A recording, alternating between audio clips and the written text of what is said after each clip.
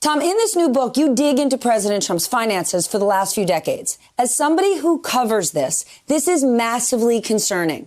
But think about those three guys my colleague Chris Jansing was just talking to. They're not thinking about the president's taxes, the implications, foreign governments.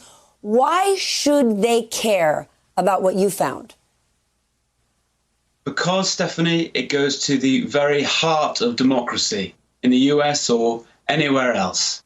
It's a question of whose interests do our rulers govern? We see, as you said, from Trump's tax returns, how dependent he was on renting out this image of himself. Yeah, this kind of pretense of a successful businessman. And what we don't see is who was buying that image, who sustained him for all those long years when banks had turned their back on him largely. I've spent years following that money, and I followed it into this place I called Kleptopia, this place which is ruled by kleptocrats, people who wield power through corruption. And if you follow the money that flows into Donald Trump through those years before the presidency, again and again, you see the trails that go back into Russia, Ukraine, Kazakhstan, secret trails, but they're there to be found. And they sustained him. Money from those deeply corrupt, violent, kleptocratic regimes. And when he reaches office, he starts to govern like them. He forms alliances with them, and he starts to monetize the highest office in the US. And that is of profound importance to everyone in America and everyone everywhere else, I would argue, because it goes to the question of in whose interests is he governing? Is it the interest of those three people you just spoke to, one with the heartbreaking and moving story about losing his father-in-law? Is it in their interests, really, or is it in the interests of these international networks of kleptocrats? That is the crucial question. Frank, the president was a businessman for years and years. A lot of big business guys run a lot of debt. Why wouldn't he just come clean and say, yep, these are my creditors? You say because we don't know this information, it makes him the most vulnerable president in our history. He is the most vulnerable president in our history in terms of compromise and potential exposure to those who want to help him dig out of his financial pit in return for a price. And that's, I think, where the national security problem comes in. That price that they would ask for is that he makes decisions in their best interest, not in our best interest.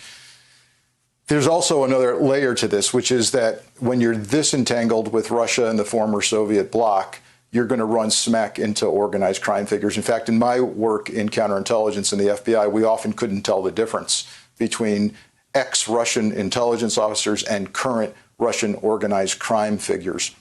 So there's too many gaps in the tax returns. There's too many questions. Why is this president paying more to foreign nations in taxes than he is to the United States? How does he cover his debt? Who's doing that for him? What's the Deutsche Bank connection? Why are there so many golf courses losing so much money? And why the continued purchase of those properties? So I suggest this, Stephanie, we've got to have a national discussion about how we vet a presidential candidate. We screwed this up, whether it's the media not digging deeply enough, whether it's a time to have a discussion about a bipartisan committee that demands tax returns, make that a requirement, or exposes financial pictures for candidates. But we got this wrong, and this can't happen again. If he's vulnerable, that means we're vulnerable. Just a few nights ago before the debate, former Secretary of State, President Trump's last opponent, Hillary Clinton, talked about the Russia connection and the national security threat. Please watch this. It appears pretty clear to me, and, you know, I think to a lot of people, that Russian money was funneled through Deutsche Bank. Russian money was used as guarantees for continuing lending to Trump and his organization, despite his terrible track record financially. So is that part of the reason why you have undisclosed conversations on a regular basis with Vladimir Putin? Is that part of the reason why you do his bidding in undermining the EU, NATO, our friends and alliances? All right, Frank, we're all concerned, but is there anything legal? Is there any legal mechanism that can force the president to share this information? Well, we know that there are ongoing investigations, particularly at the Manhattan District Attorney's offices and in the state of New York Attorney General's offices, and likely others going on as well. And so once the constraints are off, if he's out of office, or even for those state and local cases, even while he's in office, there is the criminal process. There is the subpoena process. Investigations are going on. And I think, as I said, we need to set up something for the future where those tax returns and finances become a part of running for president. The real concern here is that we never got to the bottom, Stephanie, of that Russia counterintelligence case that was opened at the FBI that got turned over to Mueller, the special counsel, and never got resolved in terms of the counterintel questions. That needs to be reopened. Trump doesn't go away as a threat simply because he doesn't get reelected. He still has a head full of national secrets that could be for sale as he continues to try to dig himself out of $420 million in debt. Tom, that needs to be done, that should be done, but the issue is that most likely will not be done, not in the next 33 days.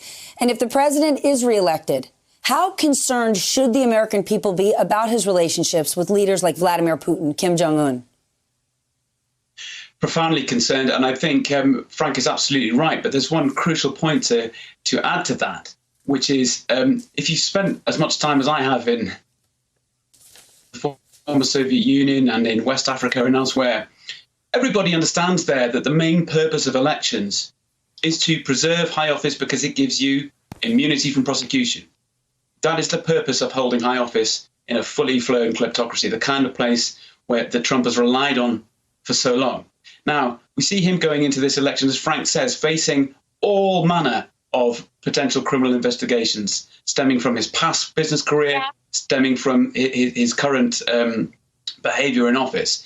The stakes for someone who sees holding political office as a guarantee of immunity from prosecution, those stakes could not be higher. And I think that's how to understand the way he's going about his campaign. Hey there, I'm Chris Hayes from MSNBC. Thanks for watching MSNBC on YouTube. If you want to keep up to date with the videos we're putting out, you can click subscribe just below me or click over on this list to see lots of other great videos.